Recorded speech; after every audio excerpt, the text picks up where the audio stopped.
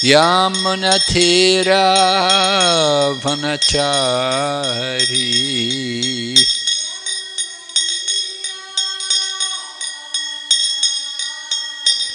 Jaya Radha Madhava Kunja Bihari.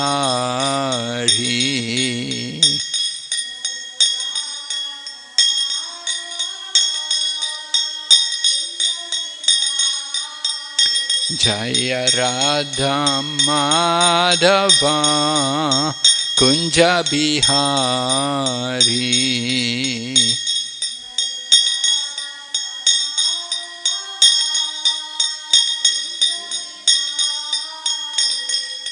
Gopi Janabala Bhagirit Baradhari.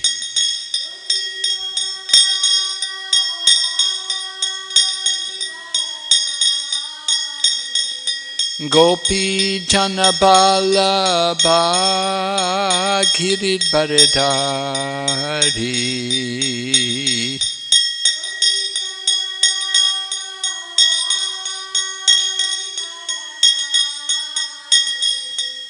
Yashodanandana Braja Janaranjana.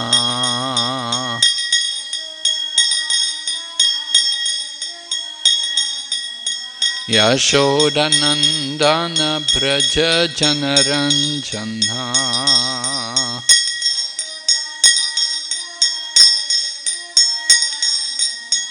Yamunatira vanachari.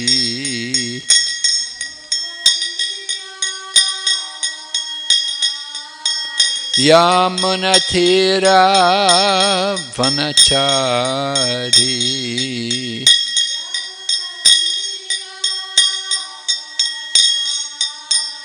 Hare Krishna, Hare Krishna, Krishna Krishna, Hare Hare, Hare Rama, Hare Rama, Rama Rama, Hare Hare.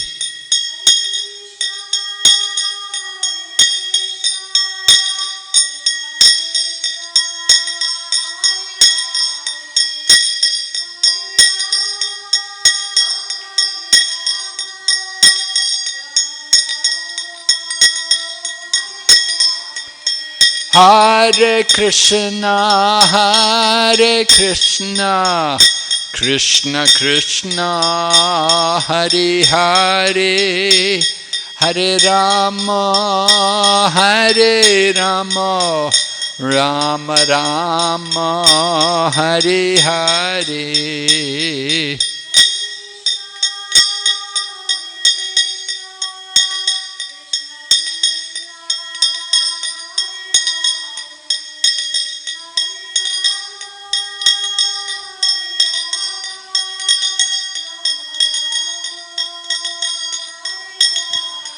Hare Krishna, Hare Krishna, Krishna Krishna, Hare Hare, Hare Rama, Hare Rama, Rama Rama, Hare Hare.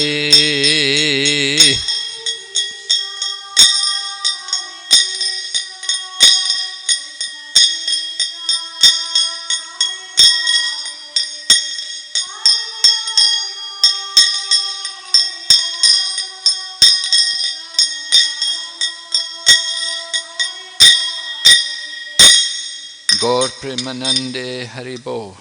Nama Om Vishnu Padaya Krishna Pristaya Bhutale Srimati Bhakti Vedanta Swami Iti Namane.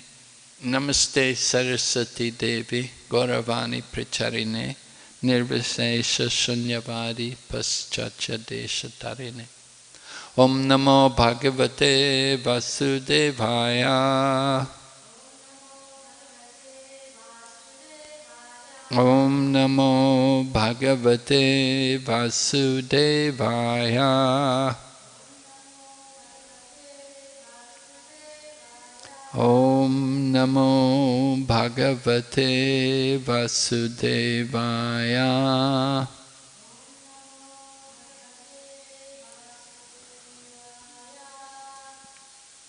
So today is the auspicious occasion of Akshay Trithiya, and also today is the first day of Chandan Yatra.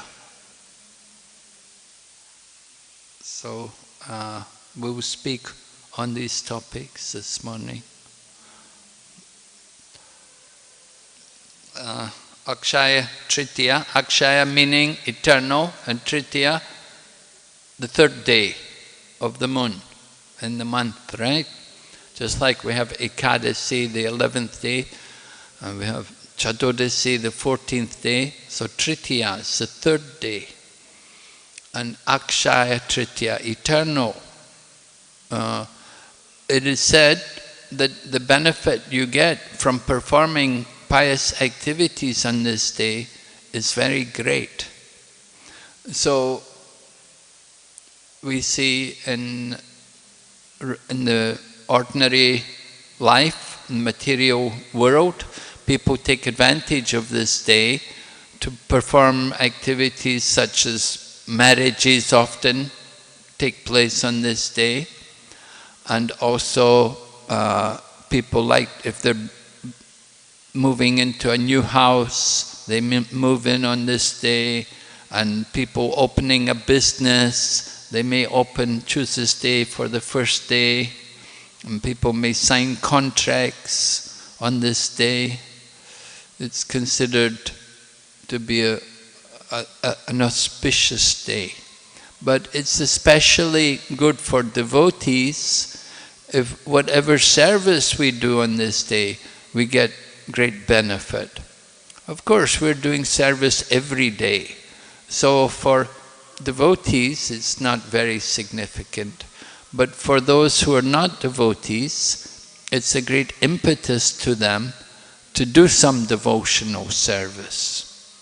So we see people like to give charity. So if they give charity on this day, it's very good for them. People who don't usually do much devotional activities, if they perform some devotional activities on this day, then they're greatly benefited. It's also said this Akshaya Trithiya was the day, it was on this particular day that Satya Yuga began. Satya Yuga, Satya Yuga, that's a very long time ago. Of course, at the end of Kali Yuga, then we will begin Satya Yuga again. So Satya Yuga begins on this day, Akshaya Trithiya.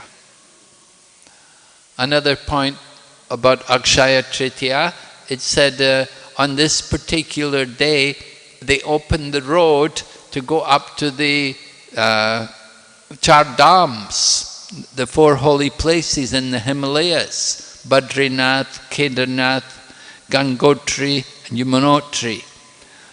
Because all winter the road is closed with the snow and the rain and fog and everything.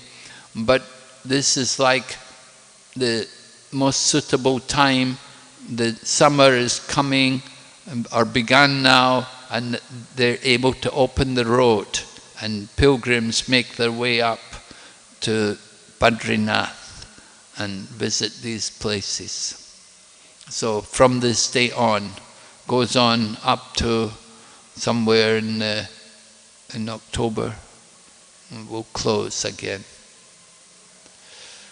So mainly we want to speak about Chandan Yatra, Akshaya Trithiya. Good day, do devotional service, give books, distribute books, give donations, give charity, do service for Krishna, great benefit. But today is also Chandan Yatra, a day in which we perform special worship of the deity. And the worship is done by applying sandalwood paste over the body. of the deity.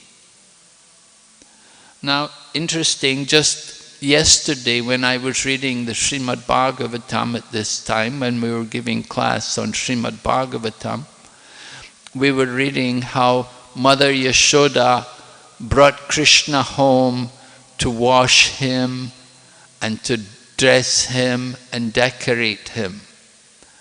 And Prabhupada had written in the purport there, saying that Krishna actually, he's always pure.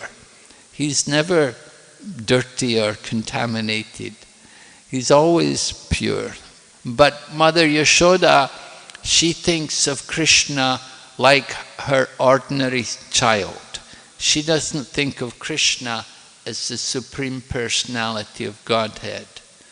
Therefore, like any other mother, she likes to clean the body of her child and dress him nicely and decorate him, and then send him to go and play with the other children.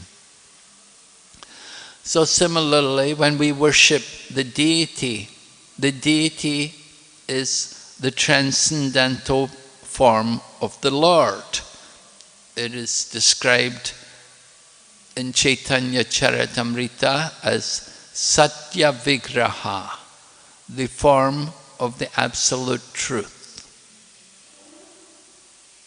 So the deity is always pure, but we as devotees, we take great pleasure in bathing the deity and dressing the deity and decorating the deity. And on this particular day, because it's coming into the middle of summer and the season is, the weather gets very hot, so to keep the body of the deity cool, we apply sandalwood paste on the body of the deity. Now, Krishna, of course, he's not disturbed by the heat. He's transcendental to heat and cold. But the devotee wants, they want to give service to Krishna, and they take pleasure in giving this kind of service to Krishna. Applying the sandalwood paste will certainly be very cooling on the body of any person. So in the same way, we apply the sandalwood paste on the body of the deity. Hare Krishna.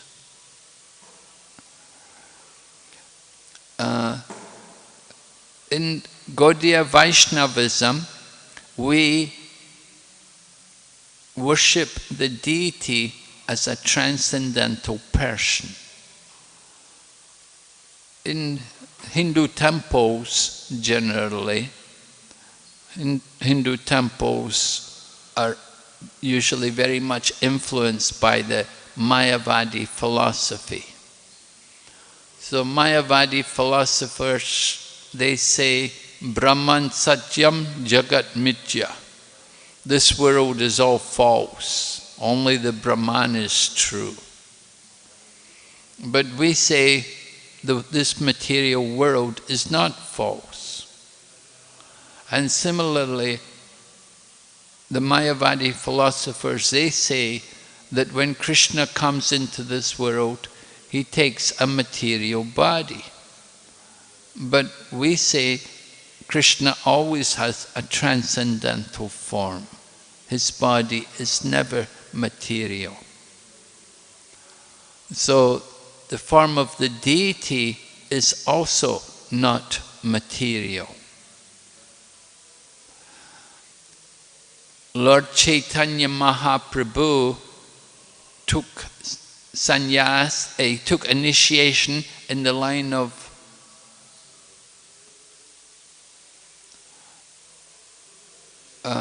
Madhvacharya. He took initiation from Ishwara Puri. And Ishwara Puri was a disciple of Madhavendra Puri. Now, when Lord Chaitanya went to Udupi, when he was traveling around South India, he came to Udupi, and he was very happy to see the beautiful deity of Krishna there. There's a very, very wonderful deity of Krishna in the form of a cowherd boy, described in the Chaitanya Charitamrita that he's a dancing Krishna. This deity was brought by Madhva Acharya. It is said that originally this deity of Udupi Krishna was worshipped by Rukmini. When Rukmini was residing in Dwarka, sometimes Lord Krishna would go to travel, he'd go to visit different places. And Rukmini, in her separation from Krishna, she was given this deity of Lord Krishna as a cowherd boy to worship. So later on it happened that Madhvacharya was residing there in South India at Udupi, and he would regularly sit on the shore, because it's on the coast, near the coast. He would regularly sit on the shore and meditate across the sea. So it happened on one occasion while Madhvacharya was sitting there on the shore, some ship came by, and the ship got into difficulties. It became stuck. But Madhvacharya, who was sitting there watching, he was able to give instruction to the captain of the ship to help the captain of the ship to free the ship so that it could continue on its way. And the captain of the ship was so much thankful to Madhvacharya for his help that he said, "Can I offer you anything? Can I give you anything to repay you for what you've done for me?" So Madhvacharya told the captain that on your ship, I know you have a big lump of Gopi Chandan. Gopi Chandan comes from Dwarka. So Madhvacharya asked the captain, "Can you please give me that lump of Gopi Chandan which you're carrying in your ship?" So it was arranged that Gopi Chandan, a big lump of Gopi Chandan, was given to Madhvacharya. And then Madhvacharya took that lump of Gopi Chandan and he put it into the sea water. And when he put it into the sea water, then from within the Gopi Chandan they found that within that Gopi Chandan there was this beautiful deity of Lord Krishna as a cowherd boy. So this deity was taken by Madhvacharya and installed, and they began the worship there. Madhvacharya's temple in Udupi, there are several ashrams. I think, is it 8 maybe, or 12? Anyway, there's a good number of ashrams, and the system is that each ashram will take a turn to worship the deity. They will worship the deity for 1 year. And while they're worshipping the deity, the other ashrams will all go out for preaching. So in this way, the deity worship is maintained. Each ashram takes the responsibility to worship the deity for 1 year. So Lord Chaitanya Mahaprabhu came there to Udupi to see the deity of Lord Krishna, and he was very happy to see Lord Krishna's wonderful form. When Lord Chaitanya came there to Udupi, the pujaris who were doing the worship of the deity there, they thought that Lord Chaitanya Mahaprabhu was a Mayavadi sannyasi. Because, of course, Lord Chaitanya had been initiated in the line of Shankaracharya, by Keshava Bharati. So they thought he must be a Mayavadi sannyasi. So they did not speak to him, because they're Vaishnavas. Vaishnavas don't associate with the Mayavadis. So they did not speak to him. Lord Chaitanya detected that they had some pride. So Lord Chaitanya, but then when they saw Lord Chaitanya dance in ecstasy on seeing the deity of Krishna, then they could understand that he's not a Mayavadi sannyasi, that he's really a devotee, he's really a Vaishnava. Although he had the dress, apparently, of the Mayavadi sannyasi, because no sika, no Brahman thread, so they thought, Mayavadi sannyasi. So when they saw his ecstasy and chanting the holy name and seeing the deity of Krishna, they could understand that he's a devotee. And so then they began to talk together.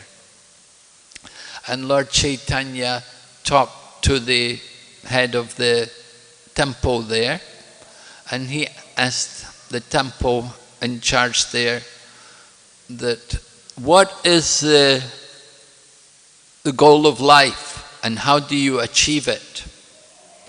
So the head of the temple there at Udupi, he spoke to Lord Chaitanya Mahaprabhu, telling him that the goal of life was to get mukti, liberation. And there are 5 kinds of liberation. And he said the process to get liberation is to follow varnashram, execute the different principles of varnashram. So when Lord Chaitanya heard this from the head of the temple there at Udupi, Lord Chaitanya was not pleased.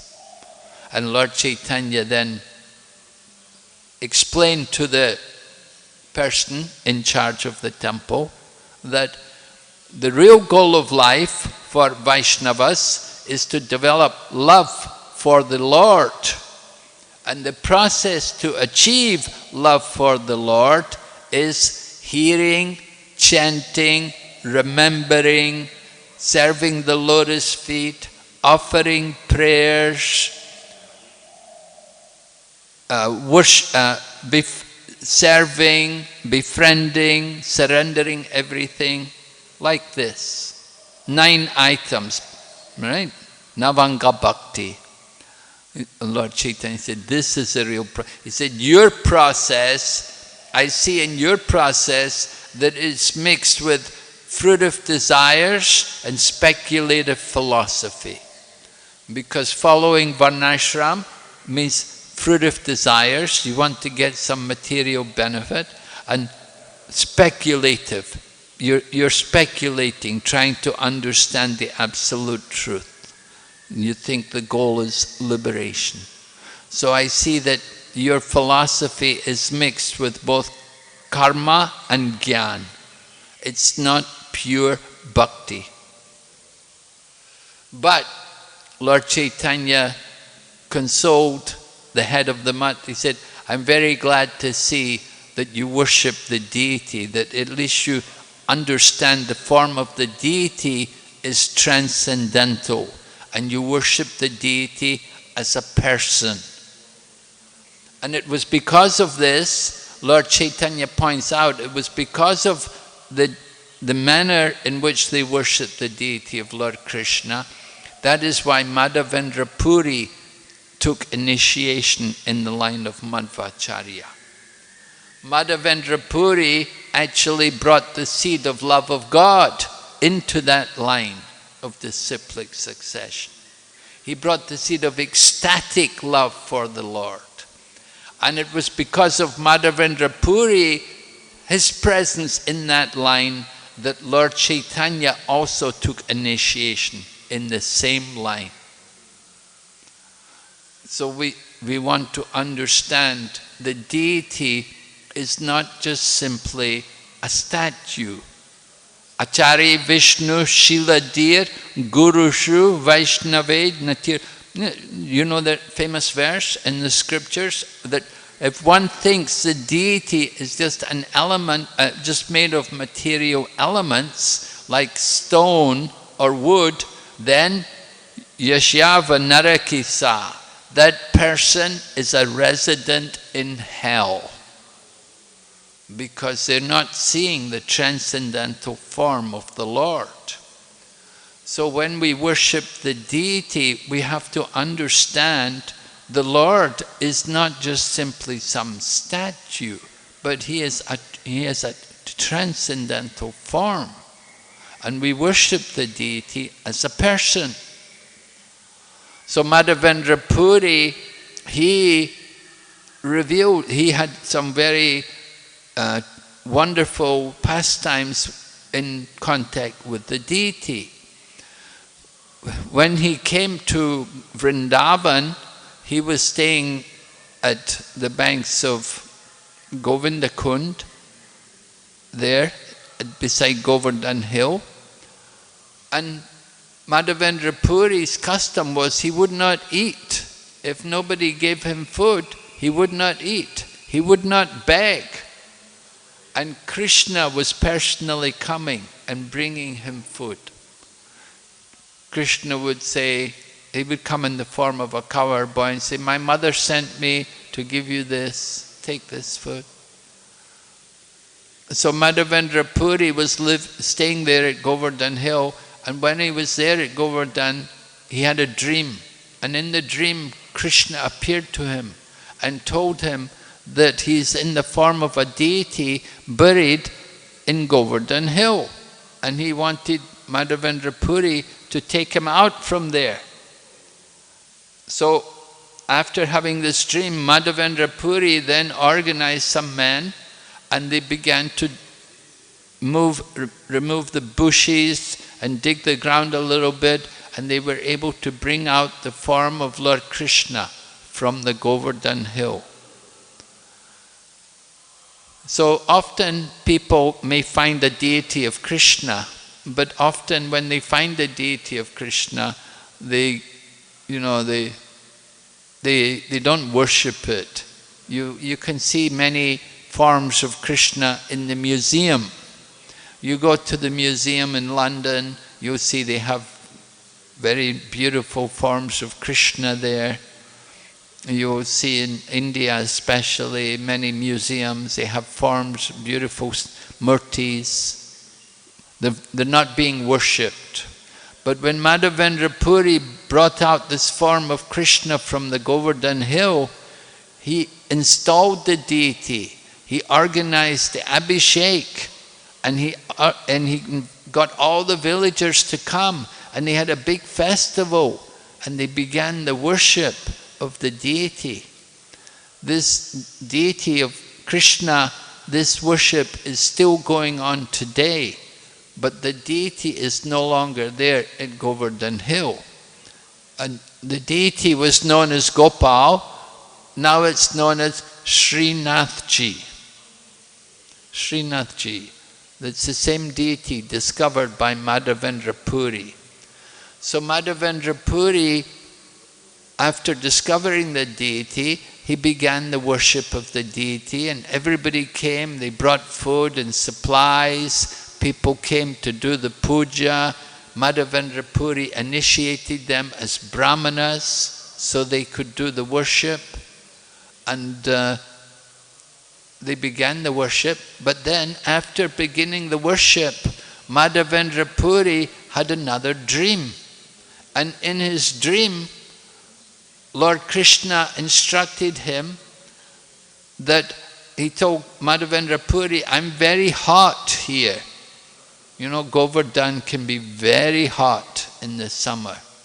So Lord Krishna told Madhavendra Puri, can you go and bring me some sandalwood and camphor to cool my body? So Krishna personally instructed Madhavendra Puri like this. So Madhavendra Puri, on getting this order from Krishna in his dream, he then told the brahmanas and the people that you have to continue the worship I'm going to go to Jagannath Puri to get sandalwood and camphor, and I will bring it back to apply to the body of Lord Krishna. So Madhavendra Puri then left Vrindavan, Govardhan Hill, and walked all the way to Jagannath Puri to get the camphor and sandalwood. Of course, on his way there to Jagannath Puri, he happened to visit Remuna. And in the small town of Remuna, he went to see the worship of Gopinath. There's another deity of Lord Krishna there called Gopinath. And when Madhavendra Puri was watching the worship, he saw how they were offering sweet rice to the deity of Gopinath. So Madhavendra Puri thought, oh, it would be very good for me to learn how they make this. Then, when I go back to Govardhan, we can also offer that same sweet rice to Lord Krishna there at Govardhan. But when he was thinking in this way, he thought, oh, this is not right. I shouldn't think about the Lord's offering when the Lord is being offered food. I shouldn't think about it. It's for His pleasure. It's not for me. So then Madhavendra Puri left the temple. But after he left the temple of Gopinath, the pujari completed the offering and brought off the sweet rice which had been offered. And then he put the deity to rest. No, the deity is a person. The deity also takes rest. So they put the deity to rest, they closed the temple. But that night, when the pujari was taking his rest, he had a dream. And in his dream, the deity of Gopinath appeared to him and told him that I've taken one of the pots of sweet rice which you offered today. I've taken it and I want you to come and get it and give it to Madhavendra Puri. He is my devotee and I want you to give him this sweet rice. So the Brahmana who's doing the puja had never had a dream like this before. So he was very surprised. So he woke up and he took his bath, put on clean cloth because he'd been sleeping, he's not pure. So he took his bath, put on clean cloth, then went into the temple room. And he looked around and he found, amazingly enough, there was one pot of sweet rice. Because every day they would offer several containers of sweet rice to the deity. And somehow one had gone missing. He didn't notice one was missing, but when he went into the temple, onto the altar, he found one katuri of sweet rice was there. So he was amazed that, oh, the dream was true. So he took that clay pot with the sweet rice and he went outside and he called out in the marketplace, is anybody here named Madhavendra Puri? Is anybody by the name Madhavendra Puri here? If you are here, please come. You are the most fortunate person. Lord Gopinath has arranged for one pot of his sweet rice for you. Please come and take your sweet rice. So Madhavendra Puri, he heard his name being called and he came and the Brahmana gave him the pot with the sweet rice. Madhavendra Puri not only ate the sweet rice, he ate the clay pot as well. He broke the clay pot into tiny pieces made from earth. He brought, and every day he would eat a little bit of that pot because he thought himself so fortunate. The Lord Gopinath has stolen this from me. Madhavendra Puri, however, is very humble.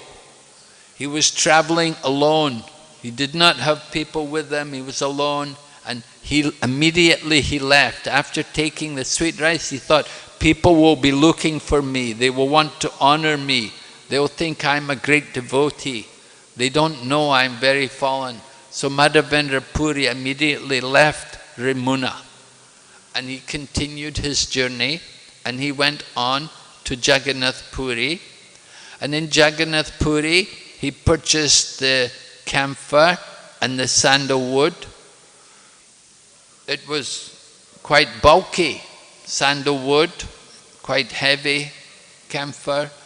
So Madhavendra Puri was prepared to carry it all the way back to Govardhan to offer to the deity which he had found there on Govardhan hill. So Madhavendra Puri began his journey, but on his way back, and when he was going back, he had another dream. And in the dream, the deity which he found on Govardhan hill, that Krishna deity which he found on Govardhan hill, appeared to him in the dream and told him, I want you to offer all that sandalwood and camphor to the Gopinath deity. The deity from Govardhan hill said, I am not different from the deity in Ramuna. Gopinath and I are one and the same person. So you can satisfy me, you offer the sandalwood and camphor there in Rimuna to the deity of Gopinath, and I will be fully happy and satisfied. So when Madhavendra Puri had this dream, so he went there to Ramuna and he told the pujaris, he told the priests there what had happened, and they accepted because they knew Madhavendra Puri to be a great devotee. Lord Gopinath had already stolen one pot of sweet rice to give to him. So if Madhavendra Puri, the same person, Madhavendra Puri is coming and saying that Krishna appeared in his dream and told him to offer the sandalwood and camphor to me, then I should do it. So they agreed, and Lord Gopinath was worshipped, that they rubbed this sandalwood and camphor together and they made the paste and they put it all over the body of Gopinath. Every day, for how many days is it? 21 days. Oh, 21 days, yeah.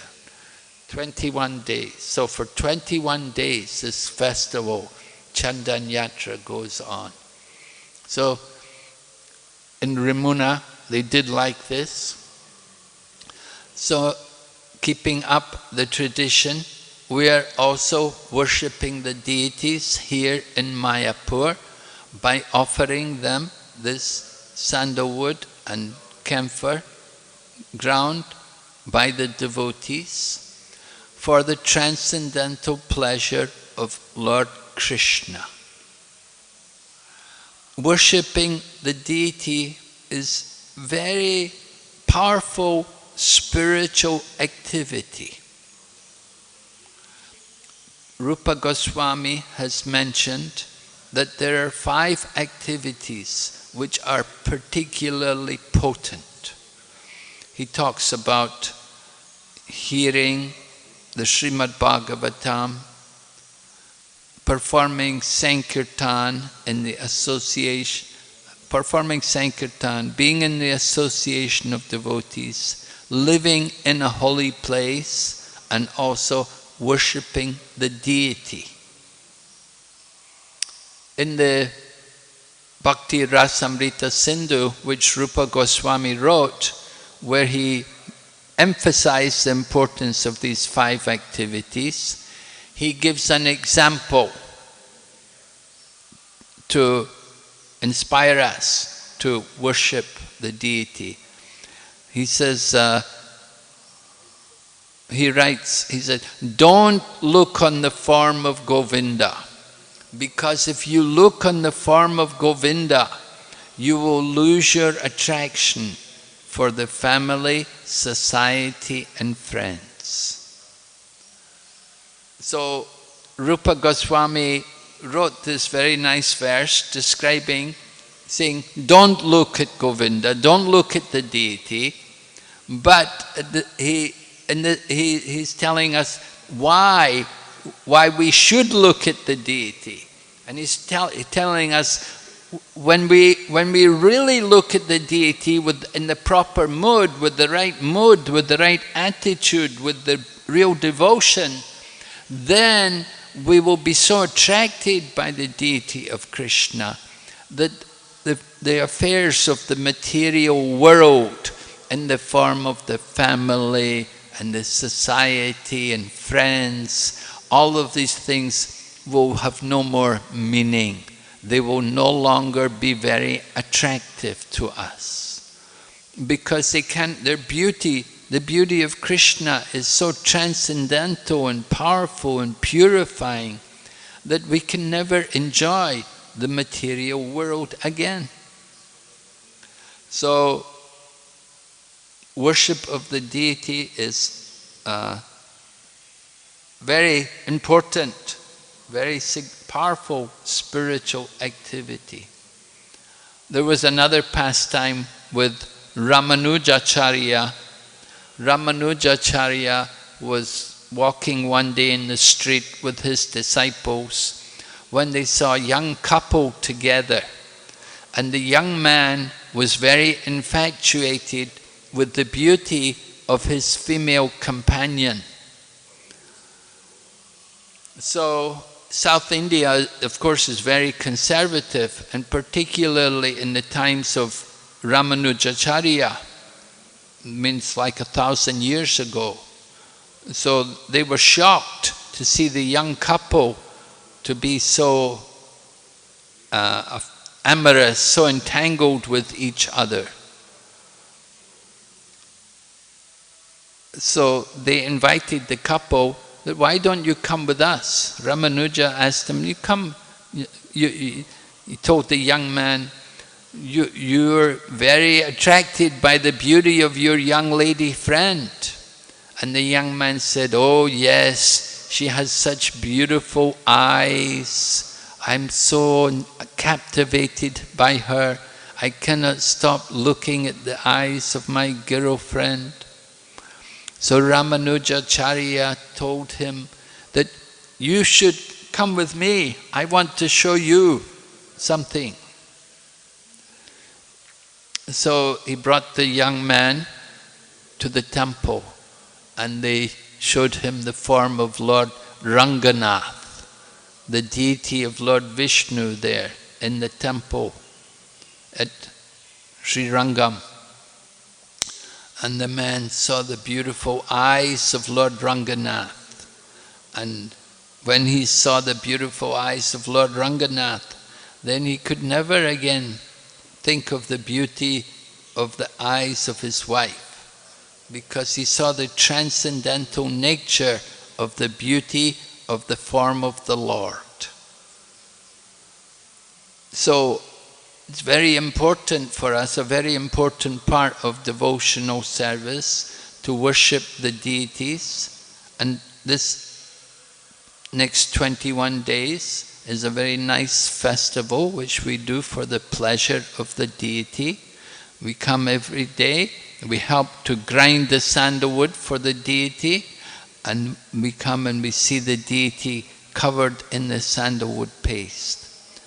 So this gives pleasure to the devotee. And not only to the devotees, but the pleasure of the devotee is in giving pleasure to Krishna. When Krishna is happy, then the devotee is happy. The happiness of the devotee is in making Krishna happy. Right? We want to make Krishna happy. So how to make Krishna happy? This is the purpose behind this festival. We offer this sandalwood paste, and in this way we hope we can give some pleasure to Lord Krishna. We can make our life successful by giving pleasure to Krishna. In the material world, everybody is working for their own pleasure. They're all trying to satisfy their senses, the material body, which is never satisfied. They're simply working hard, laboring, trying to satisfy our material desires. And we're always disappointed. We never get the real happiness we want. But if we try to do a little service for Krishna, then we can experience real pleasure, transcendental pleasure. So, understanding the transcendental nature of the deity, Lord Chaitanya took initiation in that line of Madhvacharya. It is said, Lord Chaitanya Mahaprabhu, he took 2 elements from each of the 4 sampradayas. So from the Madhvacharya sampradaya, he took, along with the worship of the form of the Lord as being transcendental, he also took the item of the complete refutal of the Mayavadi philosophy.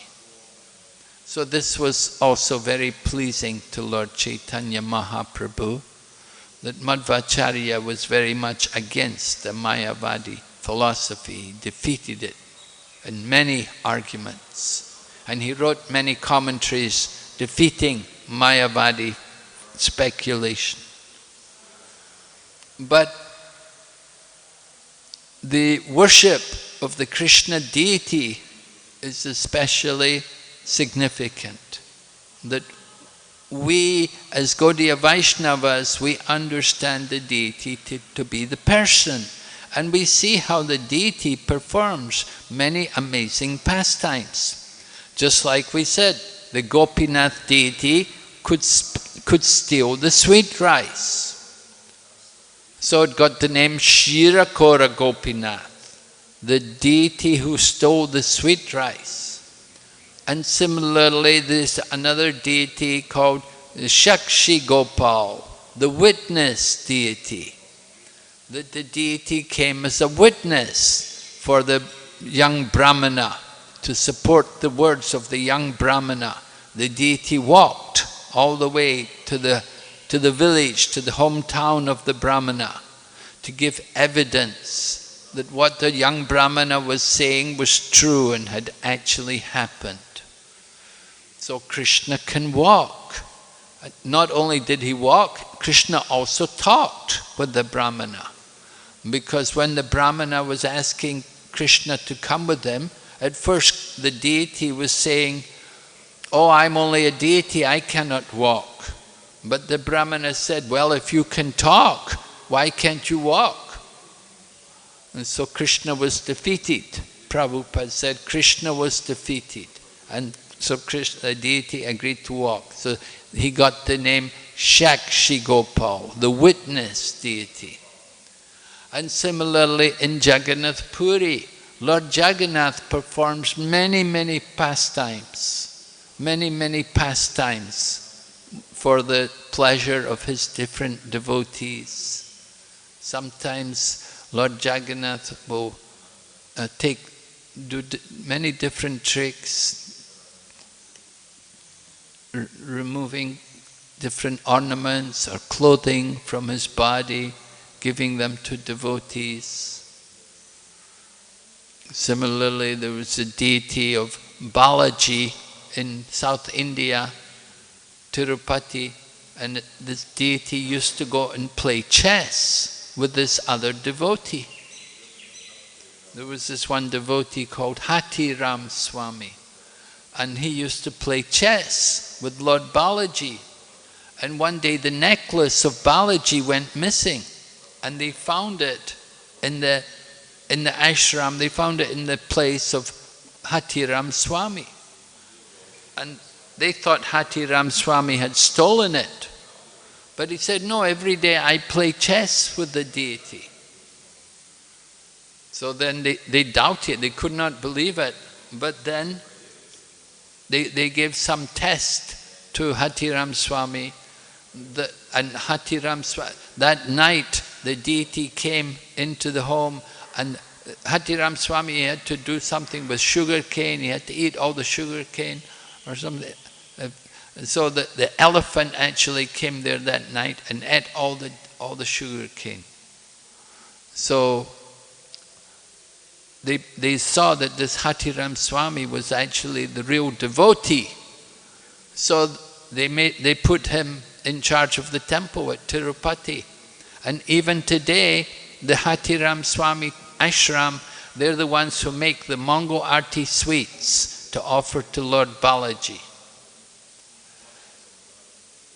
So many pastimes are there with the deities, how the deity's body is completely pure and transcendental. The deities, different deities do many things. There was other deity in Lord Chaitanya's time, the devotee, what was a young boy, what was his name again?